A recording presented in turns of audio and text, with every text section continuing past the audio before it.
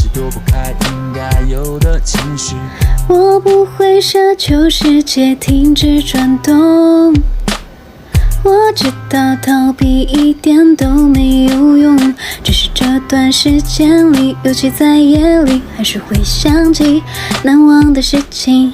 我想我的思念是一种病，却不能痊愈。当你在穿山越岭的另一边，我在孤独的路上没有尽头，时常感觉你在耳后的呼吸，却未曾感觉你在心口的鼻息。